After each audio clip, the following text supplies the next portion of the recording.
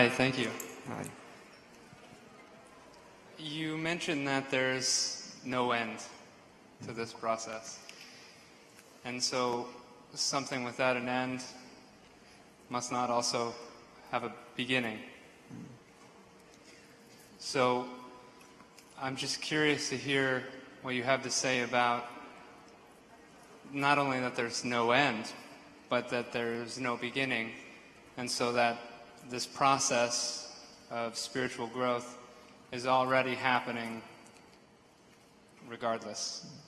Well, here's the paradox, is that even though there's no end, at a certain point of the lights coming on, at a certain point of clarity, there's that we're living, in my experience, a quite amazing paradox, which that every moment, in other words, where you are, feels complete and sufficient.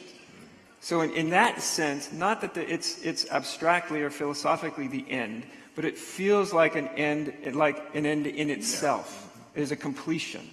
It feels totally complete. It doesn't feel, usually when we think of something's a process that goes on and on, there's something that's like, oh my God, I'm done with processes that goes on and on and on and on. So if you understood it in that context, I think there would be something really vital that would be missed, which is, even though it's endless, at each point of the Dharma feels totally and absolutely complete. In the sense of that there feels like there's nothing else, there's no insufficiency. And within that no insufficiency, within that sense of deep, deep experiential completeness, the next more complete thing shows up, right? And that feels complete. So you don't, at a certain point, you stop feeling like you're on a treadmill, always trying to get there but never arriving.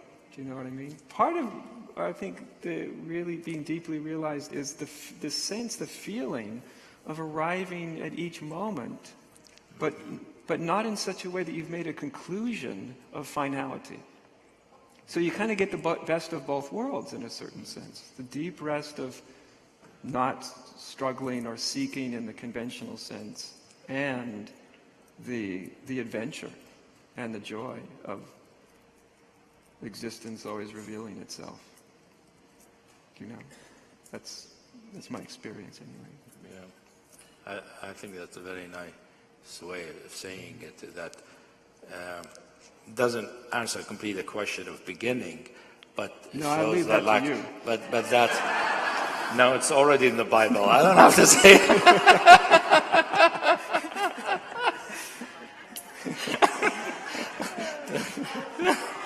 The Bible already said it. I can't contradict it.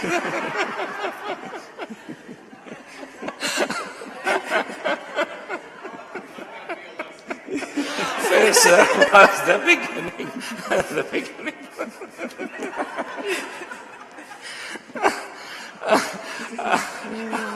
I'll be crucified. I said there's no beginning.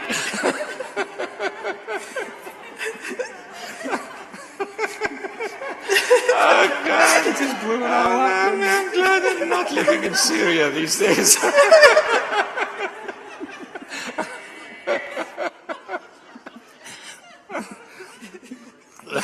But I think one thing, in our discussion, it sounds like realization is a matter of pure awareness and emptiness and vastness and then how to live that.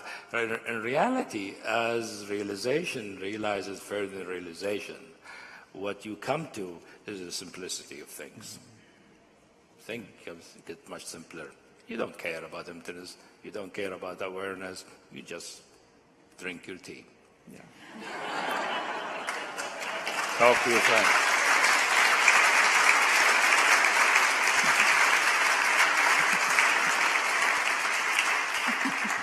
We're back to Zen again. I love it. You're back to Zen for some reason. It's so true. It's so true, though. It's so true, though. That's why I often tell people that I'm actually much more boring than you imagine. If you think I sit around talking like this all the time, one can only take it for so much. in any given day, you know. It's fun, but you do have to just have a cup of tea and forget it all.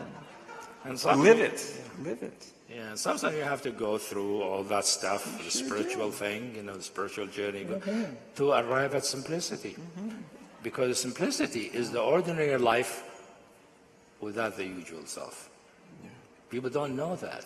Most people think if there's no ordinary self, you're this big, majestic thing.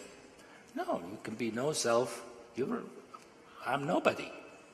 I'm actually nobody, completely nobody. There's nobody here, no self, no person, no nothing. But, you know, I'm drinking my water and my beads broke. You know? It's very simple. You know, there's going to be dinner soon. I could say I'm going to have dinner. You could say dinner happening. But it doesn't matter. You know, after a while, you don't care. There is a freedom. The freedom is really the complete, sort of another way of saying the completion that I just saying, that you're free. You know, there are, you know, you have limitation, there's a limitation. There's no limitation. Thing becomes simple and you don't bother yourself with it. And the important thing, you don't bother others with it.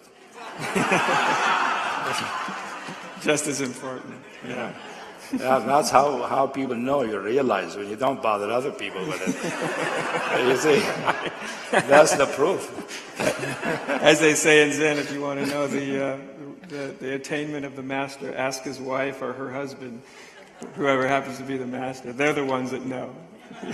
Don't ask the master. Forget it. Yeah. Ask the person they live with. Exactly right, yes.